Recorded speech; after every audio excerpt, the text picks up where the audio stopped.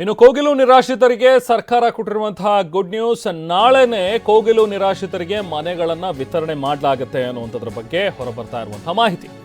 In fact ಜನವರಿ 1ಕ್ಕೇನೆ ಕೊಡ್ತೀವಿ ಅಂತ ಹೇಳಿ ಸಚಿವರು ಹೇಳಿದ್ರು. ಬಟ್ ಅದೊಂಚೂರು ಡಿಲೇ ಆಗಿದೆ, ನಾಳೆನೇ ಕೊಟ್ಬಿಡ್ತೀವಿ ಅನ್ನುವಂಥದ್ರ ಬಗ್ಗೆ ಈಗ ಮಾತುಗಳು ಕೇಳಿ ಬರ್ತಾ ಇವೆ. GBA ರಾಜೀವ್ ಗಾಂಧಿ ವಸತಿ ನಿಗಮದ ಅಧಿಕಾರಿಗಳು ವಸತಿ ಅರ್ಹ ಸಂತ್ರಸ್ತರಿಗೆ ವಿತರಣೆಯಾಗುತ್ತೆ ಅನ್ನುವಂಥದ್ರ ಬಗ್ಗೆ ಒಂದು ಭರವಸೆಯನ್ನು ಕೊಟ್ಟಿದ್ದಾರೆ. ಒಂದು ಶಾಶ್ವತ ಮನೆ ಈಗ ಸಿಗುತ್ತೆ ಇವರುಗಳಿಗೆ. ನಿರಾಶ್ರಿತರ ಬಗ್ಗೆ ದಾಖಲೆಗಳ ಪರಿಶೀಲನೆ ಇನ್ನೂ ಕೂಡ ಮುಂದುವರೆದಿದೆ. ಸಮಗ್ರ ದಾಖಲೆ ಪರಿಶೀಲನೆಯನ್ನು ಮಾಡೋದಕ್ಕೆ CM ಕೂಡ ಸೂಚನೆ ಕೊಟ್ಟಿದ್ದಾರೆ. ಕಂದಾಯ ಇಲಾಖೆ ಹಾಗೂ GBA ಇಂದ ಪರಿಶೀಲನೆ ನಡೀತಾ ಇದೆ. ಬಹುಶಃ ಈಗಾಗಲೇ ಯಾರ್ದು ಸ್ಕ್ರೂಟ್ನಿ ಆಗಿದೆ, ಯಾರೆಲ್ಲ ನಿಜಕ್ಕೂ ಅರ್ಹ ಫಲಾನುಭವಿಗಳಿದ್ದಾರೆ ಅಂಥವ್ರಿಗೆ ಮಾತ್ರ ನಾವು ಮನೆಗಳನ್ನು ಕೊಡ್ತೀವಿ ಅನ್ನುವಂಥದ್ದನ್ನು ಸರ್ಕಾರ ಹೇಳಿದೆ. ಯಾರು ಬೇರೆ ಕಡೆಯಿಂದ ಬಂದು ಇಲ್ಲಿ ಆಶ್ರಯ ಪಡೆದಿರುವಂಥವ್ರು ವಲಸಿಗರು ಅಲ್ಲದೆ ಇರ್ತಾರೋ ಅಥವಾ ಯಾರಿಗೆ ಎಲ್ಲೂ ಮನೆ ಇಲ್ಲ ಅನ್ನೋ ರೀತಿಯಲ್ಲಿ ಇದೆಯೋ ಅಂಥವ್ರನ್ನ ನೋಡಿ ಹುಡುಕಿ ಅಂಥವ್ರ ಡಾಕ್ಯುಮೆಂಟ್ಸ್ ಎಲ್ಲವನ್ನೂ ಕೂಡ ವೆರಿಫೈ ಮಾಡಿ ನಂತರ ಅವ್ರುಗಳಿಗೆ ನಾವು ಮನೆ ಕೊಡ್ತೀವಿ ಅನ್ನುವಂಥದ್ದನ್ನು ಸರ್ಕಾರ ಹೇಳಿತ್ತು. ಸೊ ಹಾಗಾಗಿ ನಾಳೆನೇ ಇವ್ರುಗಳಿಗೆ ಮನೆ ಸಿಗುವಂಥ ಸಾಧ್ಯತೆಗಳಿವೆ.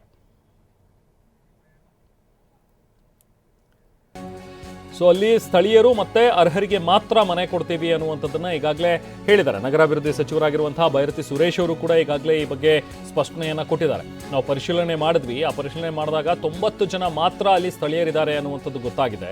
ಆ 90 ಫಲಾನುಭವಿಗಳಿಗೆ ಮಾತ್ರ ನಾವು ಮನೆಗಳನ್ನು ಕೊಡ್ತೀವಿ ಅನ್ನುವಂಥದ್ದನ್ನು ನಗರಾಭಿವೃದ್ಧಿ ಸಚಿವ ಬೈರತಿ ಸುರೇಶ್ ಹೇಳಿದ್ದಾರೆ. ನಮ್ಮ ಸರ್ಕಾರಿ ಇಲಾಖೆಯವರು ಸಮಾಜ ಕಲ್ಯಾಣ ಇಲಾಖೆ ಹೋಗಿ ಅಲ್ಲಿ ಎಲ್ಲ ಸರ್ವೆ ಮಾಡಿದೆ. ಸುಮಾರು 90 ಜನ ಮಾತ್ರ ಅವರು ಸ್ಥಳೀಯರಾಗಿರ್ತಾರೆ. ಯಾರು ಸ್ಥಳೀಯರಿದ್ದಾರೆ, ಯಾರು ನಿಜವಾಗ್ಲೂ ಅಲ್ಲಿ ಅರ್ಹರಿದ್ದಾರೆ ಫಲಾನುಭವಿಗಳಿಗೂ, ಆ 90 ಜನಕ್ಕೆ ಮಾತ್ರ ಮನೆ ಕೊಡುವಂಥ ಕೆಲಸಗಳು ಮಾಡ್ತೀವಿ. ನಮ್ಮ ಸರ್ಕಾರಿ ಇಲಾಖೆಯವರು ಸಮಾಜ ಕಲ್ಯಾಣ ಇಲಾಖೆ ಹೋಗಿ ಅಲ್ಲಿ ಎಲ್ಲ ಸರ್ವೆ ಮಾಡಿದೆ.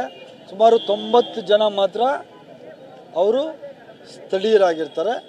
ಯಾರು ಸ್ಥಳೀಯರಿದ್ದಾರೆ, ಯಾರು ನಿಜವಾಗ್ಲೂ ಅಲ್ಲಿ ಅರ್ಹರಿದ್ದಾರೆ ಫಲಾನುಭವಿಗಳಿಗೂ, ಆ 90 ಜನಕ್ಕೆ ಮಾತ್ರ ಮನೆ ಕೊಡ.